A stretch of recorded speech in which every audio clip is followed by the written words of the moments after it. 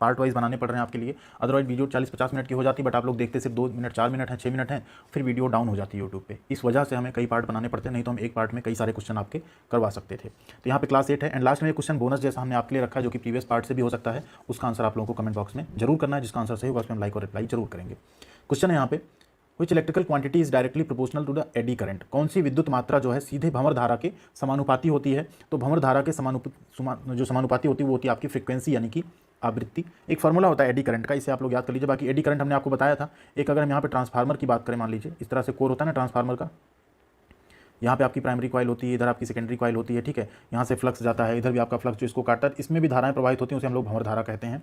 तो यहाँ eddy current का जो फॉर्मूला होगा उसमें आप देखेंगे लॉस का, तो के E B square B M square F square T square V. तो यहाँ पे आपको क्या दिख रहा है, ठीक है, वी यहाँ पे वॉल्यूम ऑफ मटेरियल है, ध्यान दीजिएगा, वी यहाँ पे वोल्टेज नहीं है। तो एफ यहाँ क्या है, फ्रीक्वेंसी, यानी जो फ्रीक्वेंसी है ना उस पर एडी करंट की जो है आपका डिपेंड करता है, डायरेक्टली प्रोपोर्शनल होता है वो।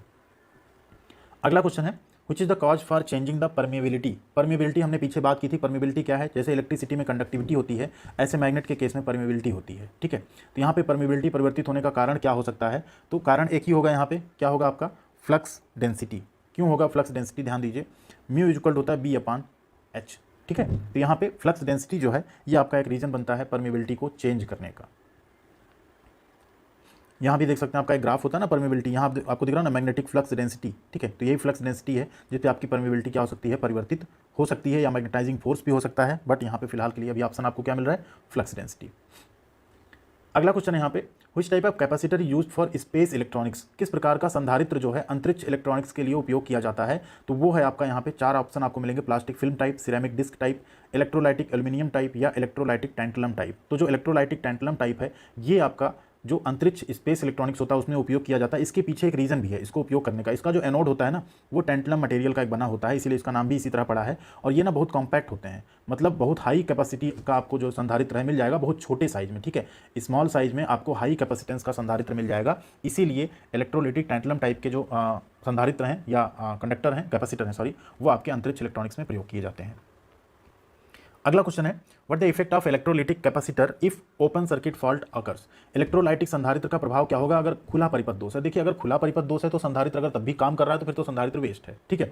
तो कोई भी संधारित्र जो है इलेक्ट्रोलाइटिक संधारित्र है, अगर सर्किट ओपन सर्किट है तो वो काम नहीं करेगा, इट विल नॉट फंक्शन, ठीक है। राइट आंसर यही यहाँ पे, इट विल फंक्शन नॉर्मली, ये तो बिल्कुल हो नहीं सकता। इट विल बिकम लीकी नहीं होगा, it will burst at once, ये फट जाएगा, ऐसा भी नहीं होगा। क्या होगा, ये काम ही नहीं करेगा अगर खुला परिपथ ओपन सर्किट दोष है उस केस में।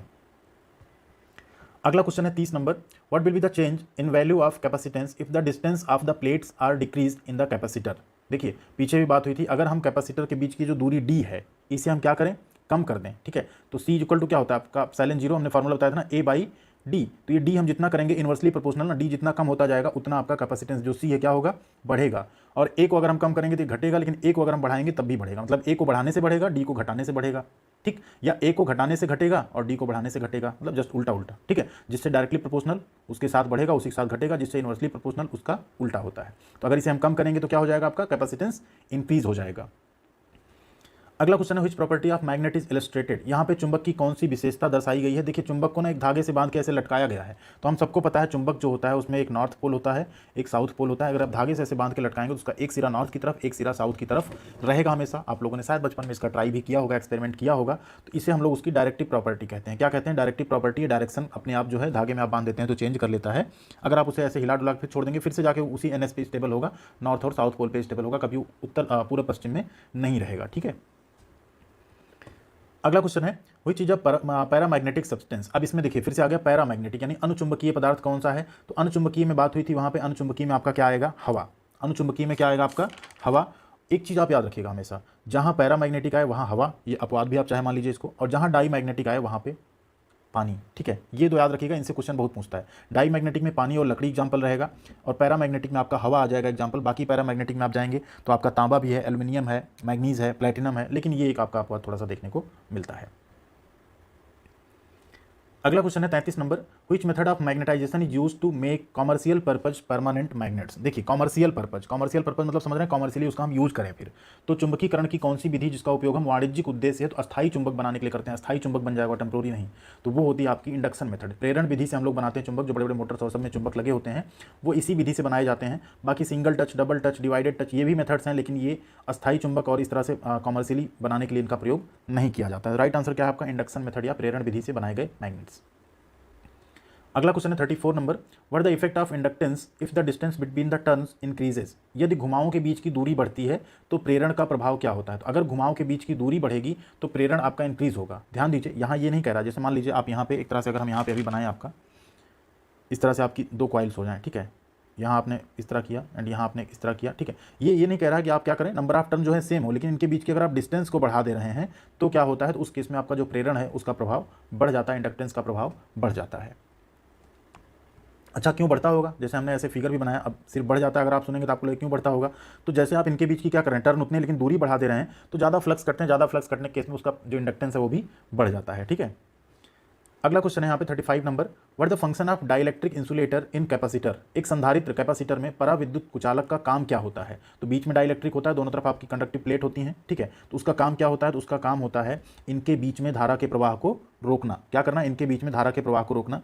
एक एग्जाम्पल लेते हैं, यहाँ पे मान लीजिए आपकी इस तरह से कॉइल है, ठीक है, ये कैपेसिटर है, ये लगाए गए यहाँ पे आपके, ठीक। यहाँ से आपने इन्हें क्या किया, सप्लाई से जोड़ दिया, ठीक। अब यहाँ मान लीजिए क्या, यहाँ नेगेटिव है, यहाँ पॉजिटिव है, ठीक। एक एग्जांपल के लिए यहाँ पे मान लीजिए आपका प्लस प्लस चार्ज हो गया और यहाँ पे आपका क्या है, माइनस माइनस चार्ज है, ठीक। अब यहाँ पे जो प्लस आपने दिया तो ये क्या करेगा, ऋणावेश जो है इसको क्या करेगा, ये अपनी तरफ आकर्षित करेगा, और ये जो माइनस ये इधर क्या होगा, प्लस की तरफ आएगा, ठीक। अब ये आपकी प्लेट चार्ज हो गई, क्या हो गया, प्लेट चार्ज हो गई आपकी। लेकिन ये चार्ज होने के बाद अगर ये चाहें कि इसके इधर बह के इधर आना शुरू करें तो वो पॉसिबल नहीं होगा, उसके बीच में आपकी ये प्लेट क्या हुई है, लगी हुई है। क्योंकि कैपेसिटर क्या होता है, एक बार इसको करंट मिला है, चार्ज हो गया, फिर डिस्चार्ज होगा, फिर चार्ज हो गया, अनचार्ज कंडीशन में ही आपका ये रहेगा। तो इसी का काम यहाँ पे क्या है, बीच का जो डाइलेक्ट्रिक को क्या करता है, प्रिवेंट्स एनी करंट फ्लो, इनके बीच में कोई करंट फ्लो नहीं होने देगा प्लेट के बीच में, ठीक है। वही इसका यहाँ पे क्या काम है, डाइलेक्ट्रिक का काम है। अगला क्वेश्चन है यहाँ पे, which factor is determining the value of capacitance in capacitor. एक संधारित्र में धारिता का मान किस कारक के द्वारा निर्धारित होता है? तो किस कारक से निर्धारित होता है, एरिया ऑफ द प्लेट। हमने अभी पीछे भी आपको फॉर्मूला बताया, बार बार बताया, C equal to epsilon 0 upon A upon D। A क्या है यहाँ पे, इसका एरिया। तो अगर हमको धारिता का मान निर्धारित करना है तो एरिया पे डिपेंड करेगा। ऑप्शन नंबर ए आपका यहाँ पे राइट आंसर है।